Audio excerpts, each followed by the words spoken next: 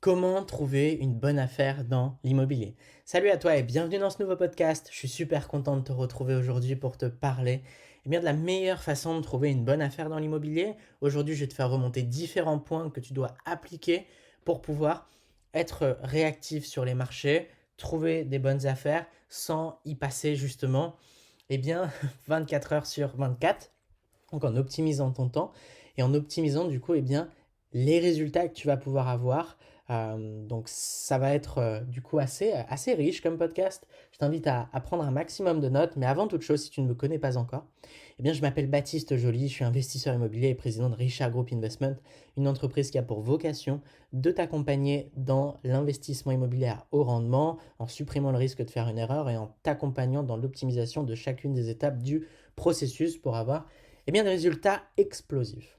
Alors, dans ce nouvel épisode du podcast, j'ai décidé de m'attarder sur la notion de bonne affaire. Donc, dans cet épisode, je vais te dévoiler,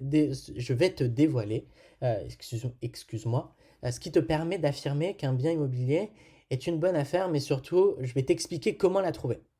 Donc, si tu as envie de te lancer dans l'immobilier locatif, mais que tu ne sais pas trop par où commencer, je t'invite à rester jusqu'au bout. Alors, premier point, on va définir ce qu'est une bonne affaire. Deuxième point, on verra comment trouver une bonne affaire. Quelques points qu'il faut appliquer pour pouvoir euh, avoir des résultats importants dans le haut rendement. Alors, qu'est-ce qu'une bonne affaire?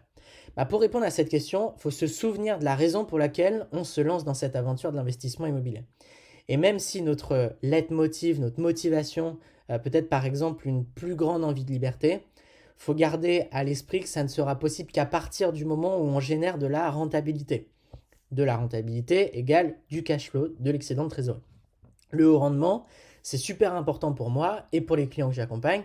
Et un bien à haut rendement, ça va te générer un cash flow plus élevé, voire même juste un cash flow très élevé, puisque le rendement moyen ne te génère même pas de cash flow. Voilà, donc ça, c'est clair, comme ça c'est dit.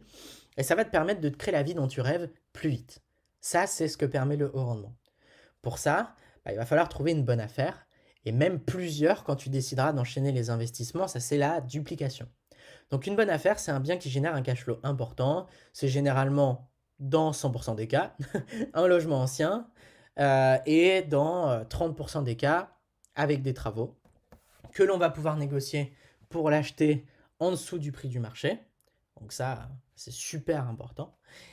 Pour baisser en fait la charge numéro 1 qui n'est autre que le crédit, la mensualité de crédit, et donc d'avoir un excédent et d'avoir une rentabilité plus importante, et qui, une fois retapé, permettra de performer lorsqu'il sera loué, puisqu'on aura un perçu beaucoup de loyers par rapport aux charges qui sont minimes, puisqu'on les aura optimisées en passant par l'optimisation des coûts, les devis ameublement, les devis travaux, en passant par la négociation du bien, ce qui réduit la mensualité de crédit, en passant par l'optimisation de l'obtention de financement bancaire, en optimisant du coup les frais bancaires, en optimisant la fiscalité. Donc on optimise les charges et on maximise les loyers avec la multilocation. Donc ça c'est pour moi déjà la façon de trouver une bonne affaire de manière très basique et théorique, mais c'est clairement comme ça que ça marche. Donc comment trouver une bonne affaire? Faut-il de la chance pour trouver une bonne affaire? Oui et non. Bien entendu, il y a une part qu'on ne maîtrise pas toujours. Il y a certains des clients que j'accompagne qui sont tombés sur la perle rare au bout de quelques visites, mais parfois ça prend un petit peu plus de temps.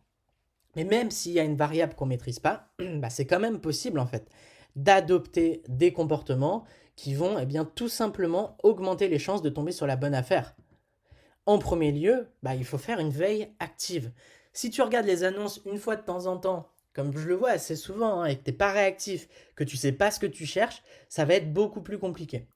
Déjà, ta priorité numéro 1, ça va être de définir en amont ce que tu recherches.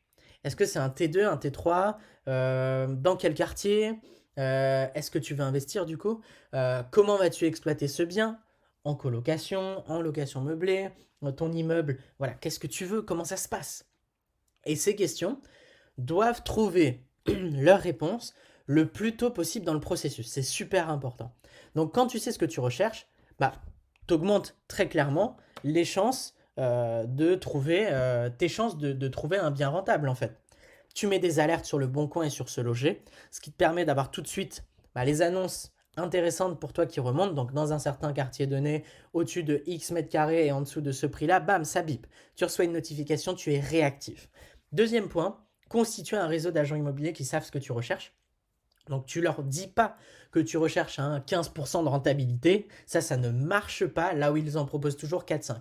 Tu donnes tes critères qui vont te permettre de générer cette rentabilité-là. Je cherche un bien de tant de mètres carrés sur lequel j'ai la possibilité de faire 3 chambres dans ce quartier avec un prix au mètre carré de tant. Par exemple, tu as défini tes critères. Et le but, c'est d'être réactif. Pour trouver une bonne affaire, il faut en gros être là, là où elles apparaissent. Donc les agents immobiliers gagnent des commissions sur les transactions et ils seront ravis de te prévenir lorsqu'un bien correspondant à tes critères apparaît sur le marché. Donc ça, c'est vraiment super important. Pour être perçu comme sérieux, il faut être sérieux. Il faut avoir un minimum d'expertise et il faut être au clair sur ce qu'on recherche. Donc tu vois, tout est lié. Si tu ne sais pas ce que tu recherches, tu ne sais pas où chercher et en plus, personne ne peut t'aider, tu vois. Donc, sois au clair là-dessus. Définis du coup les critères. Partage-les à l'agent immobilier. Mets en place une routine de recherche. Super important parce qu'il faut que tu sois actif, comme je te l'ai dit. Si tu checkes une fois par semaine, tu passes à côté de 80% des biens qui restent sur le marché 3 jours. Donc tu dois simplement prendre 10-15 minutes par jour à regarder sur le marché que tu recherches avec tes critères, s'il y a des nouveaux biens ou pas.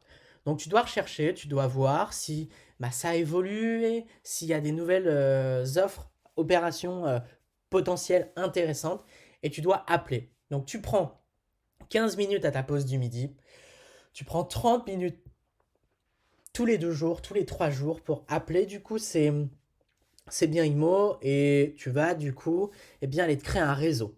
Tu vas ensuite enchaîner sur des visites. Lors des visites, tu vas être sûr de ce que tu souhaites. Tu vas montrer que tu as un niveau d'expertise intéressant parce que tu maîtrises ton sujet tout simplement. Et donc, tu vas être perçu comme sérieux, comme sûr de toi, comme quelqu'un qui sait ce qu'il veut. Et donc, si on a un bien qui correspond à ce que tu veux, on te l'enverra puisqu'on sait que tu l'achèteras. Donc, c'est la garantie pour l'agent immobilier d'avoir sa commission. Donc tu vois, on a défini dans ce podcast ce qu'était une bonne affaire. C'est important d'être au clair sur la notion de bonne affaire. Et derrière, on a vu comment trouver une bonne affaire au travers de quelques points. Des points que je n'ai pas déjà abordés parce que j'ai parlé longuement de la recherche d'une bonne affaire. Comment négocier, comment optimiser les frais bancaires, l'obtention du financement, comment optimiser les devis travaux, les devis ameublement, j'en ai beaucoup parlé aussi. Et là, on a vu qu'il fallait être réactif. C'est pour moi le critère différenciant entre ceux qui réussissent vite et ceux qui ne réussissent pas. Et le fait d'avoir un max de clarté sur ce que l'on recherche, mettre en place des alertes et créer une vraie relation avec les agents immobiliers en définissant ce que tu veux et pas ce que tu désires avoir. Désire avoir 12, 13, 14%, ce que tu veux, un bien qui coûte tant au mètre carré, tant de mètres carrés, possibilité de faire X chambres, si tu fais de la coloc par exemple. Ça, c'est une possibilité. Et pour conclure, j'avais envie de te dire que la persévérance vient à bout de tout. C'est une citation que j'adore et qui veut dire beaucoup, puisque si tu persévères, tu arriveras à atteindre ton objectif. Ce n'est pas est-ce que je vais y arriver, mais quand est-ce que je vais y arriver. Ce n'est qu'une question de temps, ce n'est pas une question de oui ou non. D'accord? Donc passe à l'action massivement, applique les bonnes actions du coup et tu auras des résultats explosifs. Si tu souhaites aller plus loin et avoir des résultats encore plus explosifs, tu as la possibilité de t'inscrire à la masterclass les 9 étapes pour te créer une retraite anticipée avec l'immobilier. Donc dans la description, je te partage énormément de valeur. Je te partage les 9 étapes qui vont te permettre justement d'investir dans le haut rendement et donc de trouver une très bonne affaire. Et si tu es au clair là-dessus et que tu veux te faire accompagner par une équipe d'experts avec 100% de réussite, 100% de certitude et 100% personnalisé, dans ce cas-là, tu as aussi la possibilité de réserver un appel dans la description seulement si tu as une situation stable. Voilà, c'était un vrai plaisir de te partager toute cette valeur aujourd'hui. Je te dis à très vite pour un prochain podcast. C'était Baptiste. Ciao, ciao.